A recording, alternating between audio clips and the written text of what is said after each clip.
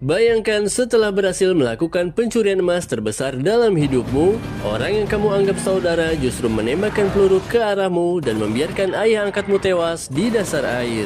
Setelah setahun berlalu, dendam itu belum padam. Charlie kembali dengan tim yang lebih gila dan satu misi utama, mengambil kembali emas mereka dan membuat si pengkhianat membayar segalanya. Siapkan mental kalian, karena rencana ini jauh lebih rapi dari yang kalian bayangkan.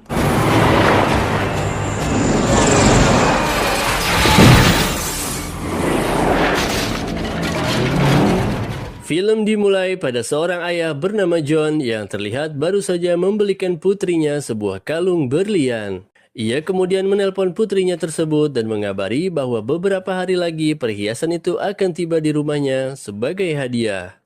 Sedangkan si putri hanya terlihat kaget karena harusnya ayahnya masih dalam proses percobaan karena baru saja keluar dari penjara. Ternyata John ini adalah seorang perampok jenius.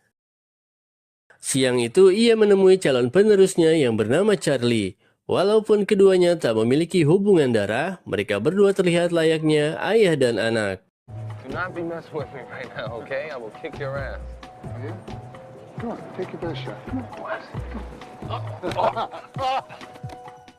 Untuk pencurian kali ini, Charlie dipercaya untuk memimpin semuanya dan semua rencana mereka telah diatur dengan sangat matang. Film kemudian berpindah memperlihatkan anggota tim Charlie lainnya bernama Steve yang telah lebih dulu berhasil masuk ke dalam gedung yang akan menjadi target mereka. Sedangkan Charlie tak lama kemudian bersama anggota tim yang tersisa menyusul ke lokasi. Ternyata yang akan mereka curi bukan barang sembarangan, melainkan sebuah berangkas yang dijaga oleh para mafia yang terletak di lantai paling atas gedung tersebut.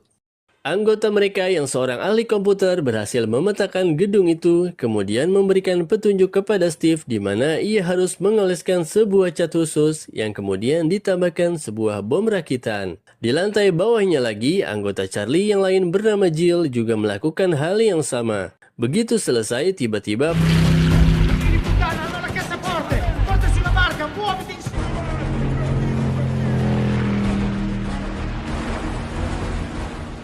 para mafia itu langsung mengejar anggota Charlie yang bernama Rob.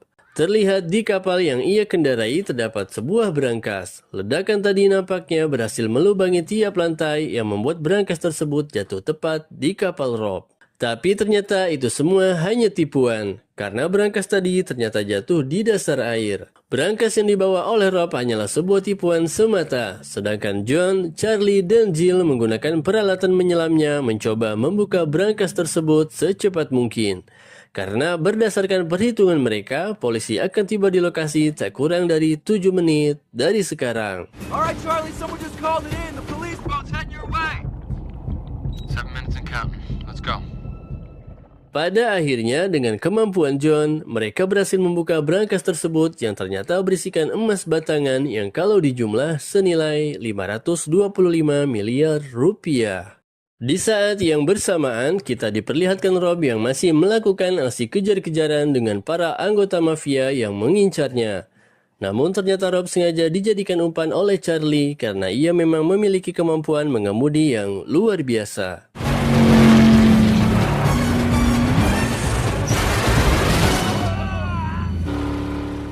Cerita kembali ke Charlie yang dengan hati-hati memindahkan emas itu keluar dari berangkas. Lalu diangkut menggunakan sebuah mesin khusus dan berhasil kabur dari lokasi tanpa terdeteksi oleh siapapun.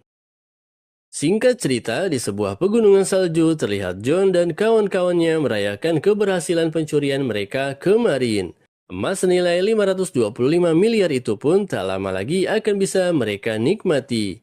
John juga tak henti memuji Charlie atas keberhasilan misi kali ini karena ialah otak dari rencana jenius kemarin.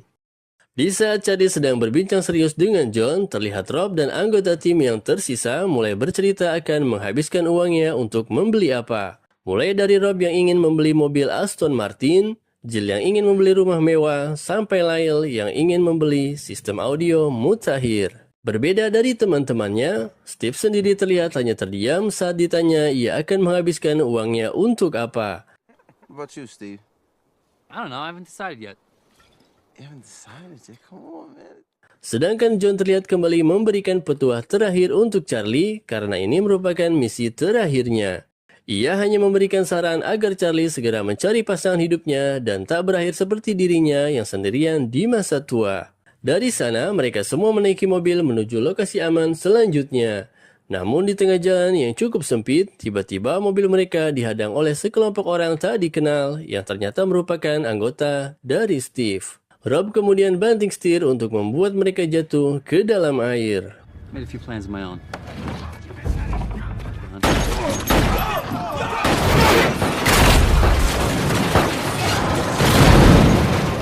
Untung saja peralatan menyelam mereka masih berada di jok belakang. Namun tentu saja Steve tak tinggal diam dan tak berhenti menembaki mereka dari atas hingga akhirnya ia pun mengira Charlie dan kawan-kawannya telah tewas terkena peluru.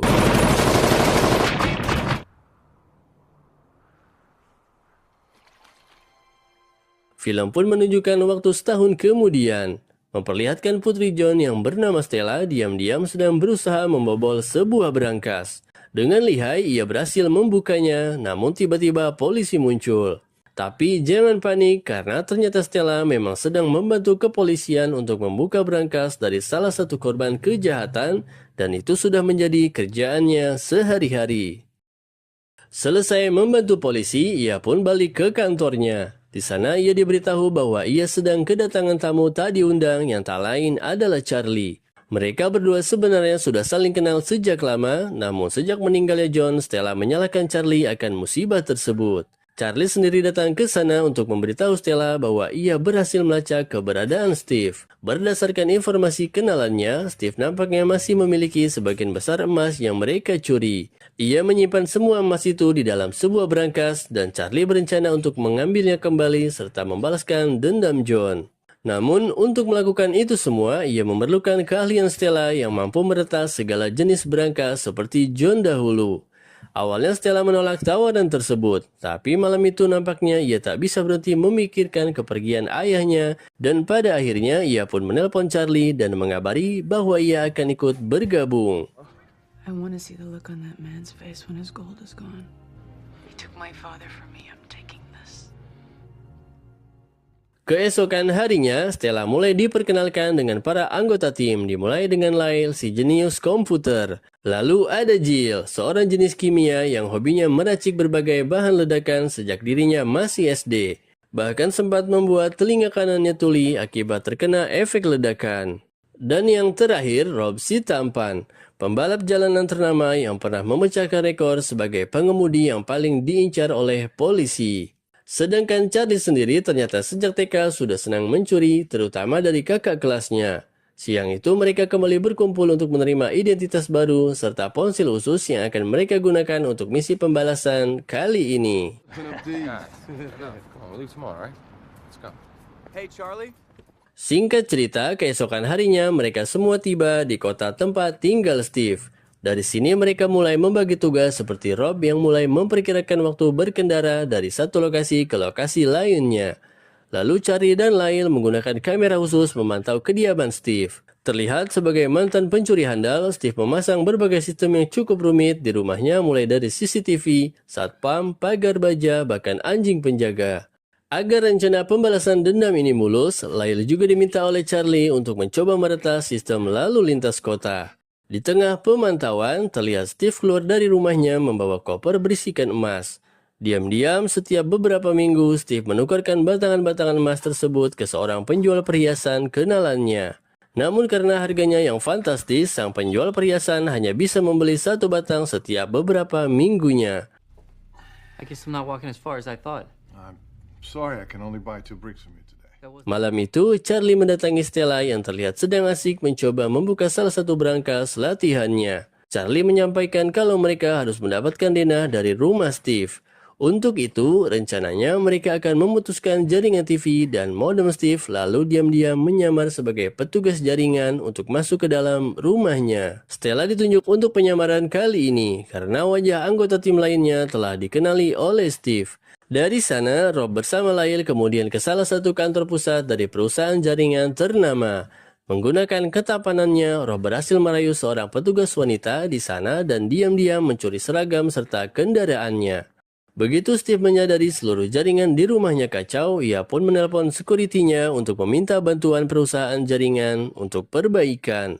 Dengan kejeniusan Lyle, mereka berhasil meretas panggilan tersebut dan membuat janji temu yang baru. Sebelum beraksi, Stella diberikan sebuah pin yang sudah dimodifikasi di mana memiliki kamera tersembunyi. Kitchen, living room, bedroom, and a cable modem on the computer in the office. You need to locate the safe in the office. Dari sana, ia pun masuk ke rumah Steve. Seragam, ID card, dan mobil dengan logo perusahaan resmi membuat setiap penjaga di sana tak mencurigai Stella sama sekali. Bahkan Steve juga berpikir demikian. Selama di rumah Steve, Stella berhasil merekam beberapa sudut dari denah rumahnya, sedangkan Charlie bersama kawan-kawannya memantau secara live dari monitor. Melihat isi rumah tersebut begitu mewah, membuat Liv emosi dan sempat ingin langsung meledakkan rumah Steve. Tak sampai di sana, kelakuan Steve ini memang biadab. Ia bahkan dengan lancangnya merayu Stella dan mengajaknya untuk berkencan. They ask you out to dinner. Would I be the first one of your customers to ever do that? Dari sana, persiapan strategi pun berlanjut di mana mereka rencananya akan mengangkut emas-emas tersebut menggunakan mobil kecil. Nampaknya mobil-mobil ini akan melaju melewati ruang-ruang kecil bawah tanah selama pelarian besok hari. Maka dari itu, Rob meminta kenalannya untuk memodifikasi mobil mereka. Sedangkan Jill juga telah berhasil meracik berbagai bahan peledak yang akan mereka gunakan. Dan yang terakhir ada Lyle yang dengan kejeniusannya akhirnya berhasil meretas sistem lalu lintas kota.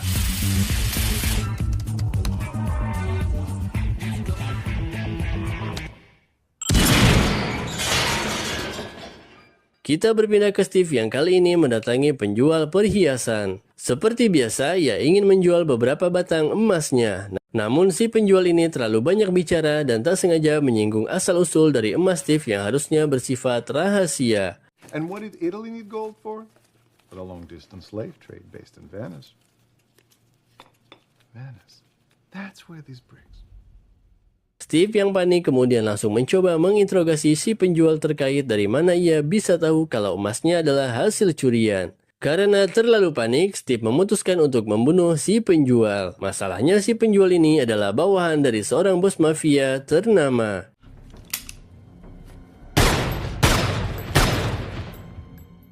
Di saat yang bersamaan, Charlie dan Jill sedang mendatangi seorang kenalannya untuk membeli beberapa bahan baku dari black market. Orang ini dijuluki si kurus Peter walaupun berbanding terbalik dengan fisiknya.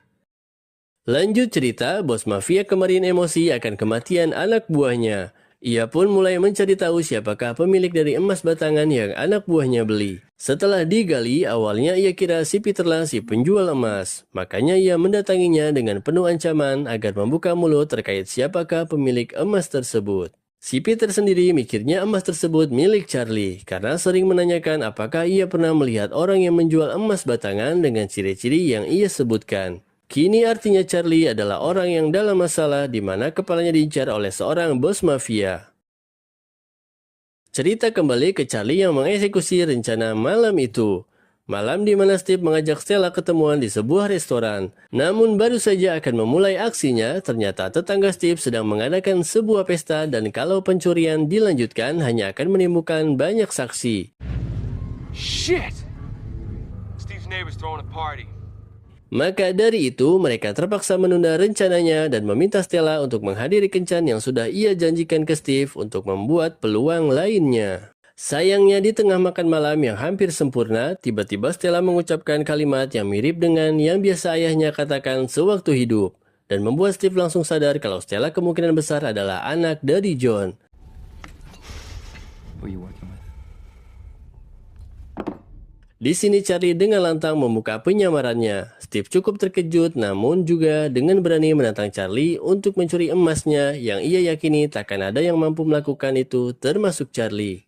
Sekarang rencana mereka sudah kacau balau, tapi di tengah keputusasaan tiba-tiba Lyle menyampaikan kalau Steve baru saja menelpon perusahaan heli dan beberapa mobil lapis baja untuk datang ke rumahnya. Yang artinya Steve sedang panik dan berencana memindahkan emas-emasnya ke lokasi baru.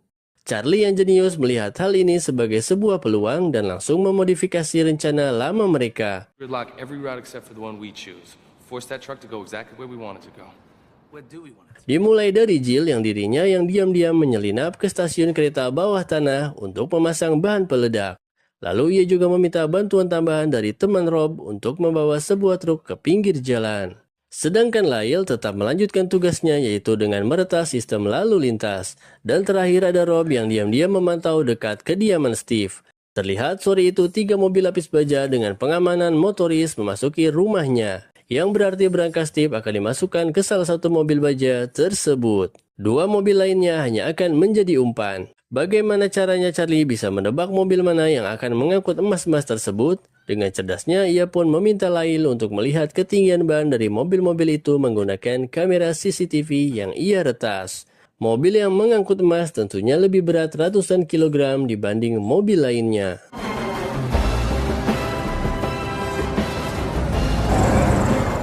Setelah mengetahui truk mana yang membawa emas, Charlie meminta Lyle untuk mengarahkan mobil emas tersebut ke jalan yang dia tentukan dengan membuat jalur lain mengalami kemacetan akibat rekayasa lalu lintas.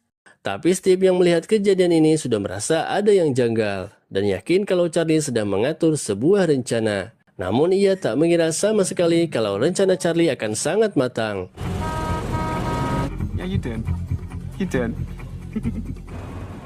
Begitu semua rencana telah berjalan cukup mulus, Charlie dan teman-temannya kemudian mengendarai mobil mini. Mereka masuk ke stasiun kereta bawah tanah. Puncak dari rencana ini adalah ketika mobil emas tersebut tepat berhenti di samping truk yang teman Rob parkir di pinggir jalan. Karena itulah titik di mana bom yang tadi Jill pasang berada.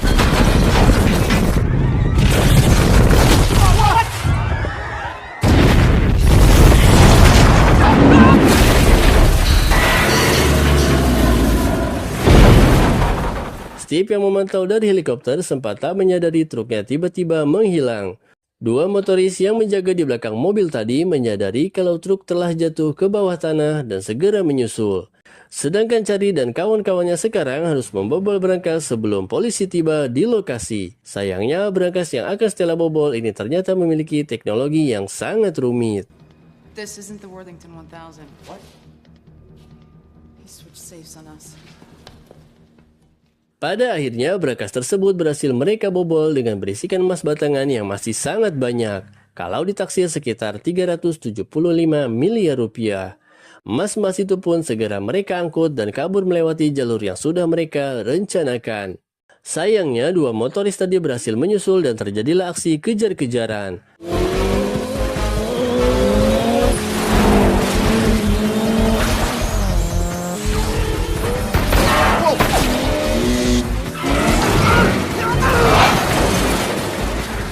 Masalah lainnya ada di Steve, di mana dengan menggunakan helikopter ia berhasil mengikuti ke arah manapun mobil mereka bermanuver. Hingga akhirnya Charlie sempat tersudutkan oleh helikopter Steve yang tepat berada di hadapannya.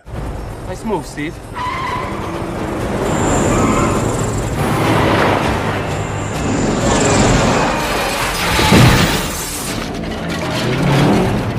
Rob dan Stella telah berhasil tiba di jalur kereta api yang akan mengangkut mobil-mobil mereka ke kota lain. Sedangkan Charlie berhasil menyusul paling akhir. Tapi sayangnya diam-diam Steve berhasil mengikuti mereka dari belakang. Begitu Charlie pergi, Steve mencoba menyogok teman Rob yang bertugas menjaga gerbong mobil tersebut. Tapi ternyata semua ini masih bagian dari rencana Charlie.